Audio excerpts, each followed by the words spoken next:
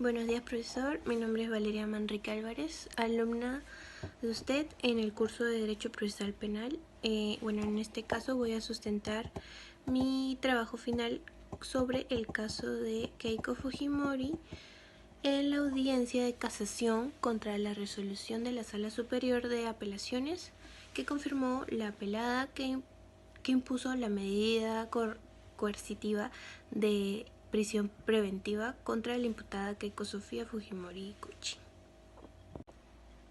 Bueno, con respecto a la primera pregunta sobre cuáles son las diferencias entre la medida cautelar de detención judicial y la prisión preventiva, tenemos, una medida cautelar de detención judicial es expedida por un juez de investigación preparatoria. Esto se da cuando hay razones plausibles que puedan ser consideradas para una persona que ha cometido un delito y que es sancionada con una pena privativa de la libertad superior a 4 años. En este sentido, esta puede ser desprendida por la posibilidad de fuga o una obstrucción de la averiguación de la verdad, siempre y cuando no exista un supuesto de flagrancia delictiva. A diferencia de la prisión preventiva, esta podrá ser solicitada o dictada por un juez a solicitud del Ministerio Público.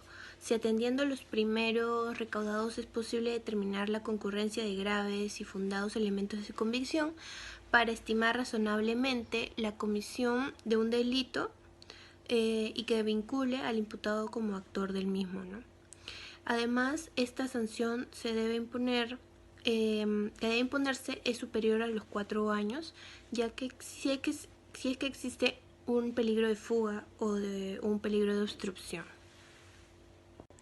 Otra diferencia de las medidas cautelares de detención judicial es que esta dura 48 horas, pero puede ser ampliada hasta 10 días e inclusive 15 si es el caso de tráfico ilícito de drogas, terrorismo o espionaje.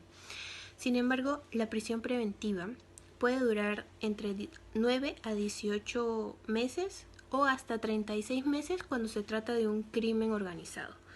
Asimismo, la medida cautelar de detención judicial busca asegurar la presencia del imputado para realizar la diligencia urgente. Y, por otro lado, la prisión preventiva busca asegurar la presencia del imputado a la etapa de investigación y del juicio oral, siempre y cuando exista el peligro procesal y así se pueda asegurar el cumplimiento de una posible sanción penal. Bueno, con respecto a la segunda pregunta sobre cuáles son las características de las medidas cautelares, entre las principales tenemos la instrumentalidad, la homogeneidad, la proporcionalidad, la jurisdiccionalidad y la provisionalidad.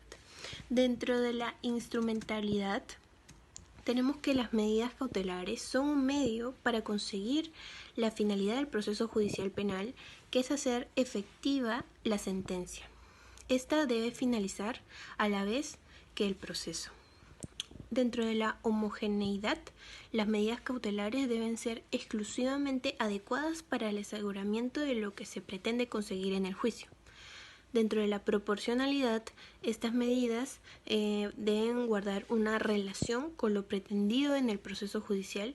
Esta debe ser proporcional al resultado perseguido y así evitar la limitación de derechos a la parte contraria de manera innecesaria. Y dentro de la jurisdiccionalidad, estas medidas solo pueden ser adoptadas por el órgano jurisdiccional competente, con la excepción de medidas provisionalísimas que pueden ser adoptadas por la policía, como por ejemplo una detención policial.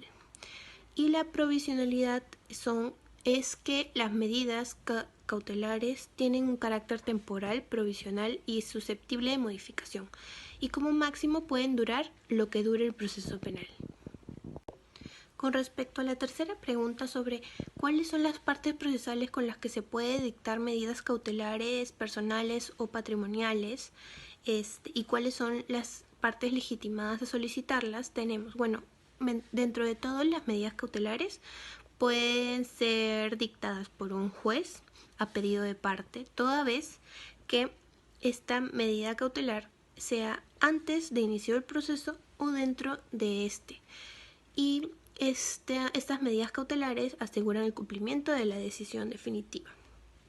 Dentro de las partes procesales contra las que se dictan medidas cautelares personales son el fiscal, que en este caso viene a ser José Domingo Pérez, y el imputado, que viene a ser la señora Keiko Fujimori.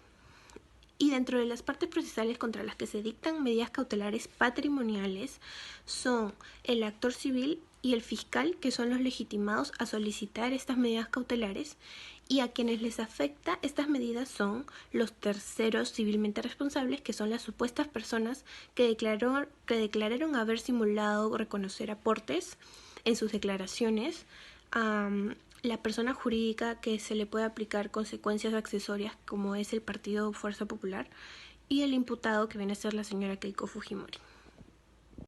Con respecto a la cuarta pregunta sobre cuál es la diferencia entre los medios probatorios y los medios de investigación, tenemos que, los medios de investigación son los que generan elementos de convicción para que los jueces puedan resolver los pedidos de prisión preventiva. Estos, también llamados fuentes de prueba, tienen que ser algo existente y extraño al proceso penal. Estos deben constar con ciertos hechos que tengan relación a la comisión de un delito.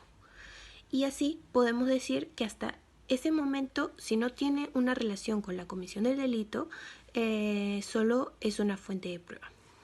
También debemos mencionar sobre qué es una prueba.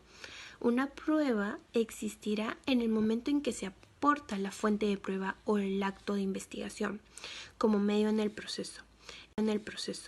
Esta prueba es aceptada, preparada, desahogada o practicada y valorada conforme al criterio que adopte el titular de un tribunal, pero si no, de otra manera será un medio de prueba sin valor probatorio y por ende no tendrá un carácter de prueba.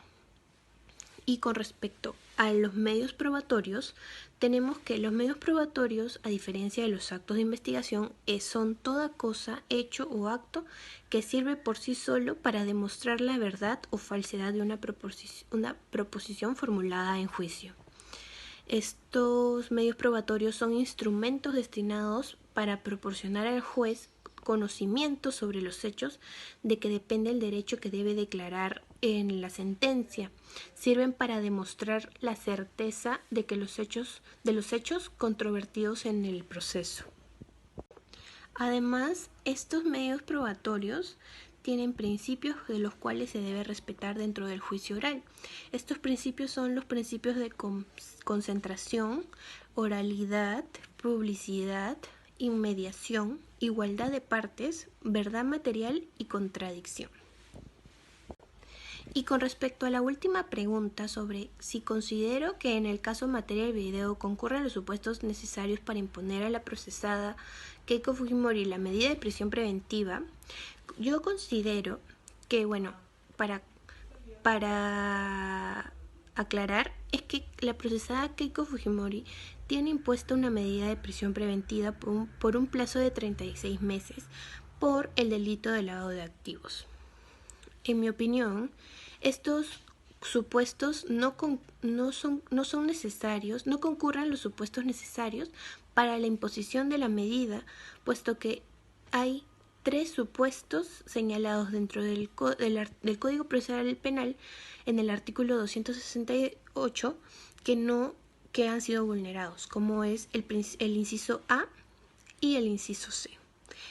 Dentro del inciso A tenemos que existen fundados y graves elementos de convicción para estimar razonablemente la comisión de un delito que vincula al imputado como autor o partícipe del mismo, pues no se ha llegado a corroborar los fundados y elementos de convicción para vincular a la estimada con la comisión del delito, puesto que no se ha probado que la señora Keiko Fujimori esté involucrada en el delito de lavado de activos.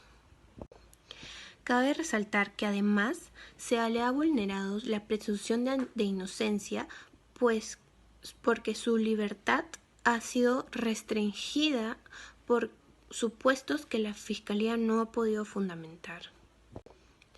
Bueno, y con respecto con el inciso C del artículo 268 del Código Procesal Penal, este inciso dice que el imputado, en razón a sus antecedentes y otras circunstancias del caso particular, permita colegir razonablemente que tratara de eludir la acción de la justicia como un peligro de fuga o obstaculizar la averiguación de la verdad como un peligro de obstrucción. Pues en el caso en concreto se ha demostrado que Keiko Fujimori contaba con un arraigo, por lo que no puede obstaculizar el proceso con un posible peligro de fuga, ya que no podía salir del país. En conclusión, considero que no concurren los supuestos necesarios para imponer dicha medida de prisión preventiva. Además que sus abogados añaden que han habido contradicciones de parte de la Fiscalía porque no se ha podido probar los supuestos actos delictivos que antes ya hemos mencionado, como un peligro de fuga o una obstrucción de la verdad o el mismo delito de lavado de activos no se ha podido probar. Además que la procesada siempre ha estado a disposición en todo momento, por lo que no puede fundamentarse el fiscal en que hubo un peligro de obstrucción. Por lo tanto, esta medida de prisión preventiva no podría darse en este caso. Gracias.